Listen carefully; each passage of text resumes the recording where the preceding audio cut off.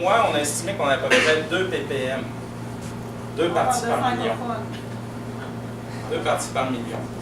Je disparais ce soir-là, puis on est rendu à 1 ppm. Là, le pire, je suis ici.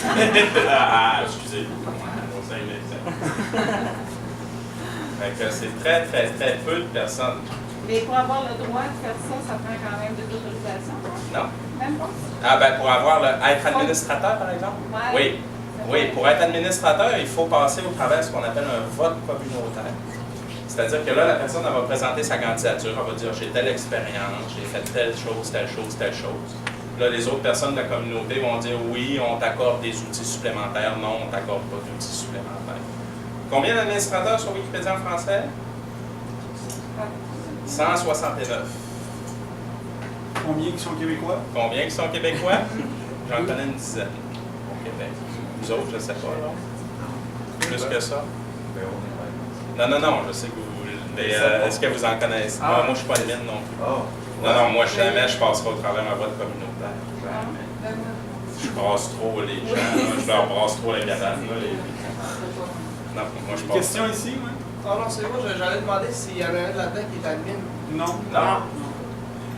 D'ailleurs, si je me permets une autre parenthèse, c'est pas nécessairement... On parlait tantôt de l'anonymat. Donc, à votre avis, là, des fois, ça a été beaucoup reproché à Wikipédia. Vous, c'est écrit par une bande d'anonymes, c'est des no-names, ils n'ont pas de diplôme là-dedans. Donc, pourquoi Wikipédia continue à le faire? Wikipédia, ça existe depuis 2001, hein? 16 ans. Puis c'est un des 10 sites les plus visités dans le monde depuis à peu près 2005, mi-2000, les années mi-2000. Comment ça se fait que ce site-là, réussit à se maintenir dans cette fréquentation-là, puis décide de laisser contribuer des anonymes à son compte? Est-ce que quelqu'un qui a une idée? Ça s'explique-tu ou c'est juste qu'on est des mêlés? C'est des gens qui ont quand même... il y en a des passions. Fait que déjà là, ça amène quelque chose. Alors, canaliser une certaine énergie bénévole du web, oui. Hein, faire en sorte que c'est pas parce que tu n'as pas de connaissance dans quelque chose que tu ne peux pas aider à contribuer. Puis le travail à faire est tellement vaste. Il y a des gens qui compulsent sur corriger des fautes d'orthographe ou des tournures de phrases. Il y a un utilisateur, là, il y a 200 000 contributions, puis c'est du genre, il change suite à la suite de. Lui, non, on dit pas suite à, on dit pas suite à. Ça s'appelle le toc. C'est un repère, il y en a plusieurs. Mais si je nous ramène, là, pourquoi vous pensez qu'il y a de l'anonymat? Non, mais moi j'allais plutôt répondre à ta question. Pourquoi c'est en vogue, pourquoi ça fonctionne bien? C'est parce que nous autres étudiants, nous avons découvert l'art du copier-coller. Vous l'avez découvert, oui? Non, mais je te dis, je m'en serais jamais douté. Oui, ben, entre autres, avec la licence que je t'ai montrée tout à l'heure, ce que je vous ai pas dit, c'est que plus tu montes vers le haut des licences, plus c'est présent sur le web. Moi, dans mon domaine, je suis en physique, mais je suis formé en astronomie et astrophysique. Puis, qu'est-ce que je remarque sur Internet, c'est que la NASA, là, les images de la NASA, ils tapissent le web. Contrairement à celles de, il faut dire que je suis nord-américain, ça joue un peu, là, mais celles de l'Agence spatiale européenne sont moins présentes. Pourquoi? Parce que l'Agence spatiale européenne, comment moi je me l'explique, il n'y a pas d'études à l'appui, mais les images de l'Agence spatiale européenne sont sous copyright. Les images de la NASA, comme tout organisme fédéral américain, sont dans le domaine public. Tu les prends, tu les réutilises, tu en fais des posters 16 par 24, tu as le droit, c'est du domaine public. Mais ça fait en sorte que tu es beaucoup plus diffusé aussi. Les gens, ils se disent pas, comme les professeurs, là, je ne sais pas pour vous, là, mais moi, là, j'ai été stressé un temps en salle de classe. Tu passes une vidéo sur YouTube, là, tu fais, j'ai-tu le droit? Tu me fais poursuivre. Là, c'est tannant. Là, il n'y a personne qui va arriver de Wikipédia et qui va dire « Ah, là, de diffuser du savoir sans payer des gens. » Regarde ça.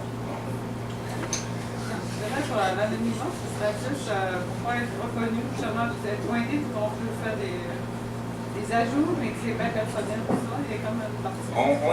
On y est approché. Donc, l'anonymat, tu sais, moi, je ne contribuerais pas sur un article sur la Crimée, ou sur le conflit israélo-palestinien, ou des sujets très, très, très difficiles comme ça. Parce qu'à un moment donné, tu peux éventuellement être pointé par différentes personnes. et dire, te faire faire des pressions. Tu fais l'article de Jean Tremblay, là. Là, il est parti du pouvoir, on peut en parler un petit peu plus. Là, du moins, à Alma, c'est autre chose, là, mais au Saguenay, c'est une autre affaire. L'article Jean Tremblay, il y avait une personne de la ville qui était rémunérée pour contribuer dessus, puis maintenir les ajouts d'un certain côté. Fait que là, moi, une fois de temps en temps, je faisais une petite intervention ici et là, mais mon nom d'utilisateur, j'ai choisi d'être à découvert, Simon Villeneuve. Fait que si j'avais travaillé à la ville, jamais j'aurais pu faire des affaires comme ça. J'aurais perdu ma job. Alors, je travaille au cégep de Chicoutimi, il y a une certaine indépendance entre les institutions. La mairie n'a rien à voir avec, en tout cas directement, avec mon emploi. Pas pour l'instant. Mais si j'avais un de mes collègues qui était pro, peut-être là, je serais plus dans le trou, mais de toute façon, mes collègues sont en physique, ils sont dans le lab informatique. Ils font moins, fait qu'ils savent. Bref, l'anonymat est nécessaire pour éviter les pressions indues qui sont faites par différents organismes dans la société pour cacher des trucs. Dès que tu es sur un sujet, puis c'est pas illégitime, c'est pas non plus pour diffamer. Si vous voulez mettre une diffamation sur Wikipédia, vous allez être annulé, vous allez être retiré. Ou si vous constatez une diffamation, vous le rapportez sur le site, vous dites « J'ai lu sur Gérard ou Gérald Scollion? Gérald. Hein, j'ai lu qu'on avait écrit que c'était un pas bon. » Alors, c'est pas correct, là. Je veux dire, ça se dit pas de même, à moins qu'il y ait un journaliste qui a clairement écrit Gérard Scollion, c'est comme pas bon, que ça a fait grand bruit. Puis là, tu dis « Ouais, il faut en parler un petit peu. » Tout le monde dit ça juste à Alma depuis une semaine. Il faut en parler un petit peu. Mais sinon, juste écrire ça de même gratuitement, pas le droit. Là, il y a quelqu'un qui va dire sur le site, non, enlevez ça, c'est pas sourcé. Parce que quand on ajoute du contenu sur le site, la plupart du temps, il faut ajouter une source qui lui est liée, vu qu'on est anonyme. Tu sais, il y a personne qui peut dire si la modification sur Martin Aubé est faite par Jessica04, ça connaît vraiment Martin Aubé, elle a vraiment cherché son sujet. Alors, ce qui arrive, c'est que quand tu fais une modification, la plupart du temps, il faut que tu lui attaches une référence, une source. Puis ça, ben, si on, là, je parle depuis beaucoup, il faut interagir. Ben, je pourrais donner des exemples tout à l'heure de comment il faut attacher à des sources et tout ça. On va peut-être y aller. Donc, un auteur non anonyme, il peut écrire sans se baser sur des sources, sans problème, si c'est une notoriété. Non, justement, parce qu'il n'y a rien qui dit que c'est vrai. Je veux dire, s'il y a l'habitude d'en faire, non, mais dans le sens que la personne qui se prétend être Stephen Hawking, on n'a pas moyen de valider. Mais en fait, oui, c'est pas tout à fait vrai. On a moyen de valider si c'est vraiment Stephen Hawking, mais il va être obligé de se plier aux mêmes règles.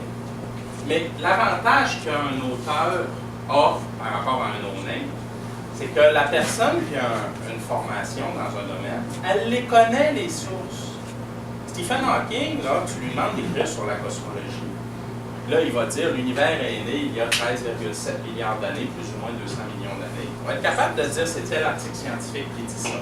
Mais quand il va l'écrire, au lieu de l'écrire et de dire je suis Stephen Hawking, je sais de quoi je parle, ben, tout ce qu'il va faire, c'est qu'il va écrire la phrase, puis il va mettre la source après de l'article qui dit ça. Comme ça, tous les internautes peuvent aller vérifier c'est qui a dit ça que l'univers a 13,7 milliards d'années.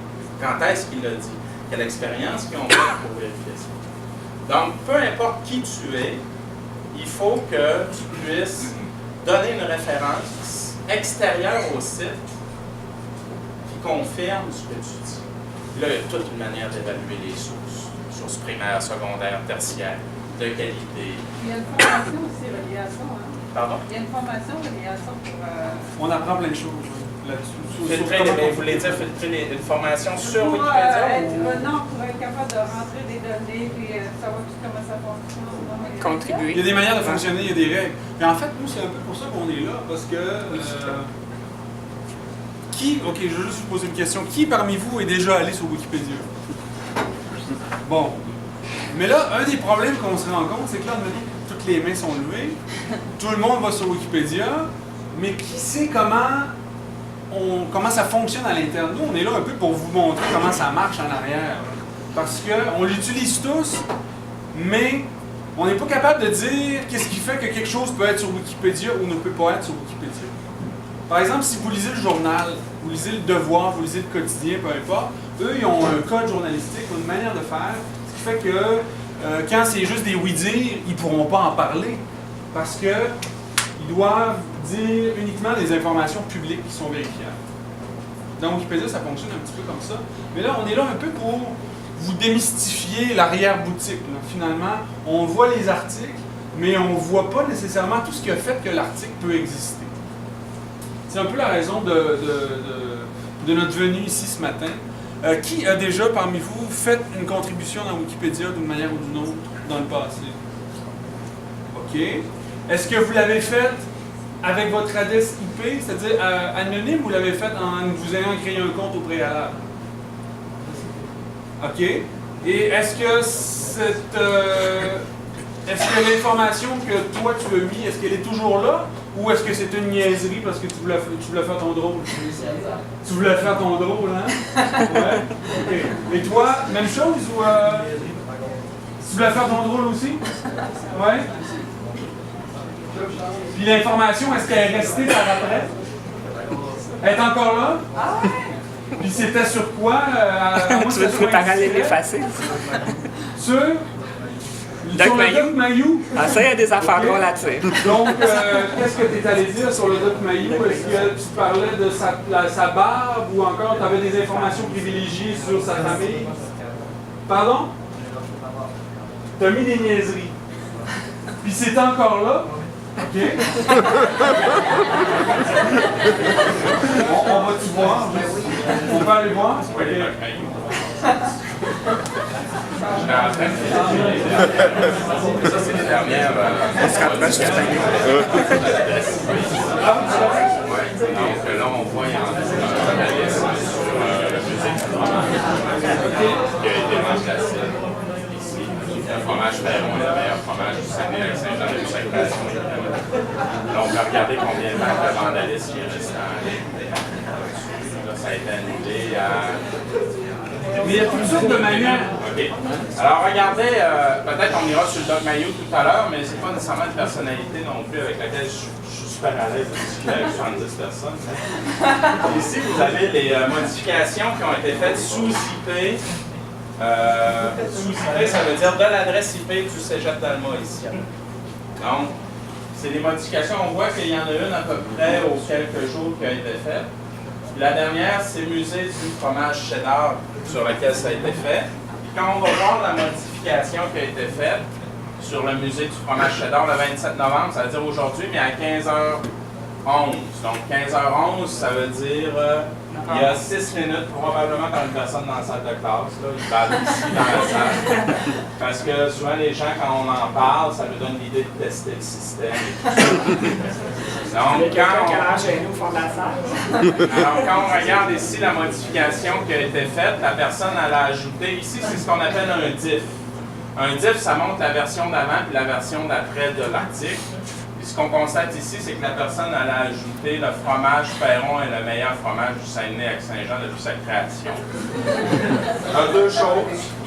D'abord, c'est le fromage Boivin, hein? Wow. Ensuite, wow. Et après ça, ben, ce que vous pouvez voir, c'est qu'il y a une personne, un autre utilisateur ou une utilisatrice qui a vu cette modification-là, qui a décidé de l'annuler 1 minute plus tard à peu près, ou quelques secondes plus tard. Donc à 15h12, la personne elle a modifié.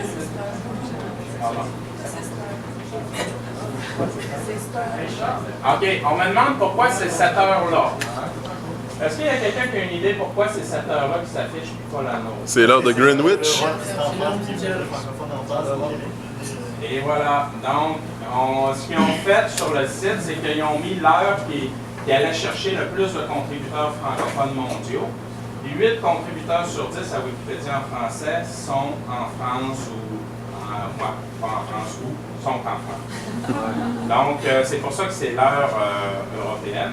Mais quand on se crée un compte utilisateur, une des premières choses qu'on peut faire, c'est d'ajuster les heures pour que ce soit en fonction des heures locales. Donc, dès que tu crées un compte d'utilisateur, dans tes préférences, tu peux aller changer le fuseau horaire pour que toutes les historiques, toutes les modifications soient en heure locale, parce que sinon, ça vient mélangeant. Donc, Donc ça, c'est un exemple. Les vandalismes, comme on appelle, nous on appelle ça des vandalismes sur Wikipédia en français. Tout dépendamment de la version linguistique, ils vont rester plus ou moins longtemps. Il y a plein de facteurs qui peuvent rentrer en ligne de compte. L'heure du jour à laquelle vous l'avez fait, le jour dans la semaine à laquelle vous l'avez fait, etc. Donc ici, vous avez un graphique qui a été fait pour Wikipédia en anglais sur la durée de vie d'un vandalisme. Alors, grosso modo, c'est pas évident à comprendre. Moi-même, j'ai eu de la misère à le décoder. Pardon? Qu'est-ce qu'un vandalisme? Un vandalisme, c'est une détérioration du contenu de l'encyclopédie volontaire. Comme le fromage. Ouais. Le fromage, ben là, je pense que, à moins que la personne, peut-être qu'elle pensait vraiment que le fromage Perron, c'est le meilleur, tout ça. Là, j'aurais dû mettre une citation nécessaire. Mais à la preuve, on en a vendu à la reine Élisabeth II. Là. Il paraît qu'il y a une légende là-dessus. C'est vrai? Oui, mais c'est vrai. Le fromage Perron. Même toi, t'es au courant. Ah oui, je l'ai dit 2 fois déjà. Ah ouais? Ah ben. Mais en tout cas, quoi qu'il en soit, ce que ça dit ici, c'est que sur Wikipédia en anglais, là, en français, ça devrait être similaire, 50% des vandalismes ne survivent pas plus de 100 secondes sur le site. Donc, 100 secondes, c'est 1 minute 40 secondes. Puis, le nombre de vandalismes que vous avez et tout ça, bon là, c'est peut-être pas la meilleure image pour illustrer les choses, mais bref, en général, les vandalismes, ça se traite relativement bien, mais il arrive des fois qu'il y en a qui nous échappent. Et on va détenir un livre des records internes. Parfois, il nous est arrivé de débusquer dernièrement des vandalismes qui dataient il y a 10 ans, par exemple, sur un article. Donc, je pense que c'est sur iconographie qu'il y a eu un vandalisme pendant 10 ans. Donc, vous voulez? Oui? Ça peut exister des formes de vandalisme comme des attaques DDoS. Comment tu dis, oui? Des formes de vandalisme comme des attaques DDoS, c'est-à-dire que plusieurs Oui. détériorent le... Est-ce qu'on en a eu? C'est ça que tu me demandes? Oui. OK, des vandalismes plus sur l'accès au site? Ben, plus sur l'accès, c'est-à-dire en masse. Oui. Peut-être parler des articles semi-protégés ou peut-être parler des articles semi-protégés ou protégés. Oui, mais lui, ce qu'il parle, c'est des attaques par déni de service. C'est-à-dire quand tu vas envoyer un logiciel pour demander un très grand nombre de requêtes pour faire planter le site. C'est pas comme ça que j'ai compris la question. Toi, ce que tu veux dire, c'est disons, Ben, dans Anonymous, il déciderait de s'attaquer à un article pour modifier le contenu. Il y a cette question-là, mais il y a des questions. OK. Donc, pour les attaques par déni de service, moi, j'en ai pas trop connaissance, mais ce qu'on sait, c'est que la plupart des contributeurs à Wikipédia, c'est des personnes qui s'y connaissent pas mal en informatique. Donc, en général, ils vont remarquer ça. Il existe des pages comme, par exemple, le bulletin des administrateurs ou le bulletin des patrouilleurs, où là, quand quelqu'un va remarquer quelque chose de louche, il va dire sur tel site, on a dit qu'on ferait une attaque, ou ci ou ça. Il faut dire aussi que c'est un site de savoir. Fait qu'on n'est pas tant dans la mire que ça des anonymous de ce monde. Mais quand ça arrive, c'est repéré normalement assez rapidement, puis c'est pris en charge. Moi, j'ai jamais eu connaissance d'un type d'attaque informatique comme ça par virus et tout ça qui a affecté le site. Mais là, ce que mes collègues discutaient, c'était plus au niveau d'une page individuelle. Qu'est-ce qui va arriver si on essaie, par exemple, de prendre Barack Obama et de dire ça a été le pire président des États-Unis, ou ça, ou Donald Trump, par exemple. Là, je pense que peut-être que vous êtes plus habitués, si vous voulez le montrer pour en parler. OK. Fait que si on va voir, par exemple, l'article sur Donald pas dans une autre personnalité, ça lui donne de l'exposure. Et on va aller chercher la catégorie des pages protégées. Là, je vais vous amener dans un espace qui n'est pas visible en général par les internautes moyens. C'est ce qu'on appelle l'espace des catégories. Donc, il y a à peu près 8 à 9 espaces autres que l'espace encyclopédique sur Wikipédia.